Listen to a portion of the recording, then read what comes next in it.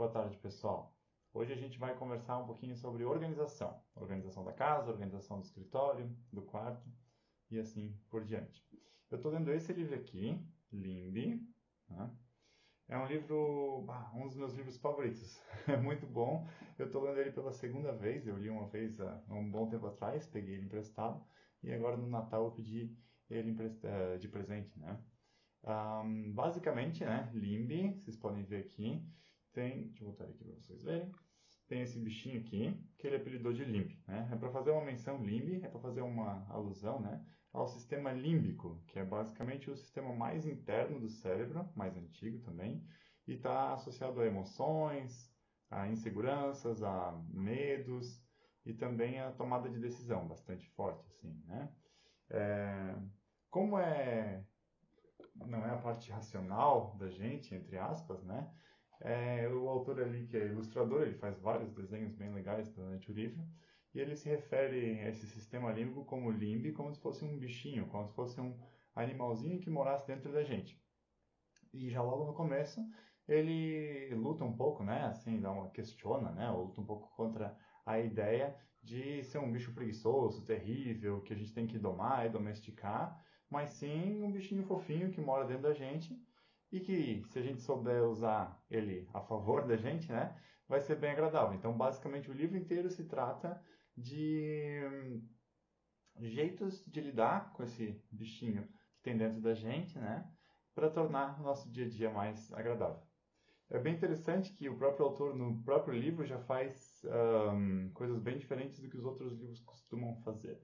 Por exemplo, o livro deixa eu ver se dá para ver aqui, ele é todo colorido, né? Vocês podem ver.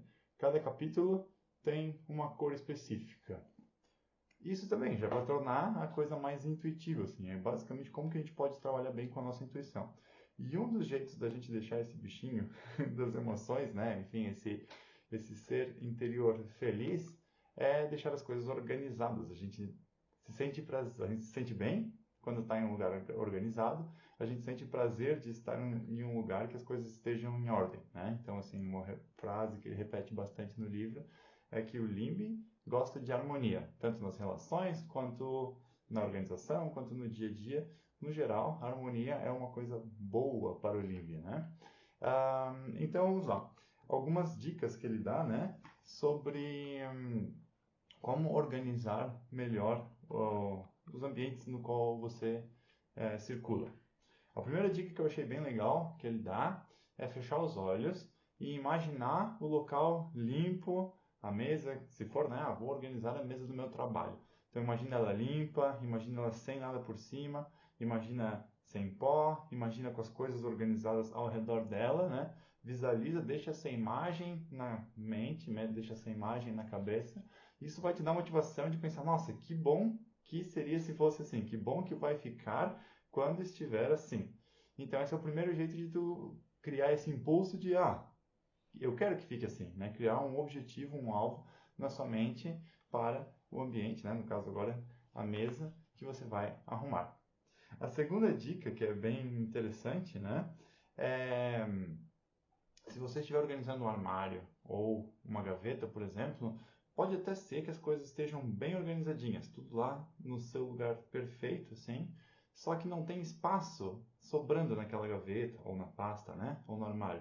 Então, tá tudo muito milimetricamente encaixado, né? Ou seja, se tu tirar uma coisa dali, ela tem que encaixar exatamente ali. E às vezes na correria, na hora de colocar, acaba te perdendo a tua vontade de colocar exatamente no lugar certo. Ou tu tirou dali, colocou mais alguma coisinha dentro daquela gaveta, por exemplo, já não cabe mais as coisas que inicialmente estavam lá. Então a dica que ele diz assim, mais ou menos, né, para ter em mente, seria então sempre deixar 20 a 50% de espaço livre nos espaços que você organizou para as coisas, né? Para ter uma certa folguinha, assim. Então ter espaço livre para que também todas as coisas estejam visíveis. Também é meio que uma subdica dentro dessa, né? Quando você vai abrir um ambiente, né, ou um recipiente que seja, que as coisas estejam visíveis, que você saiba o que está lá dentro, olhando por cima, né, e não várias coisas umas em cima das outras, assim, que você perde a visão geral do que é. Outra dica bem legal E essa para mim acho que é a mais importante de todas, né? Assim, eu resumi 4 aqui, mas tem várias dicas de organização, né? Essa dica que talvez seja para mim a que mais chamou atenção foi que para que as coisas estejam no lugar, elas têm que ter um lugar, né? E muitas vezes a gente não atenta para isso e acaba ganhando um cartão de alguém, ou tem, sei lá, coisas que estão sempre à mão, às vezes, né? Também, tipo a chave. Está sempre ali por cima, né? Ela não tem um lugar específico. A carteira, às vezes, não tem um lugar específico, né? Ou um presentinho que você ganhou de alguém, acabou deixando ali por cima, não tem um lugar de guardar. Então, a próxima vez que você for fazer uma organização grande, assim, uma arrumação de sábado em casa, escolha para cada coisa um lugar específico. Ó, este é o lugar da chave, este é o lugar das canetas, né? Se as coisas têm um lugar, elas podem voltar para o lugar delas. Senão elas acabam só flutuando pela casa, como ele conta ali, assim, né? Que elas ficam tipo, é um nômade, né? Dentro dessa casa, que às vezes está do lado da TV, às vezes está perto da cozinha, às vezes está em cima da cama, mas não tem um lugar específico. E mais uma dica interessante, né? Na hora de sortear, tirar as coisas que você quer e não quer guardar, né? Porque uma coisa bem importante é jogar fora as coisas que você não precisa. Jogar fora. Melhor ainda se for doar, vender, o que seja. Mas dar um fim às coisas que estão na sua casa que você não utiliza.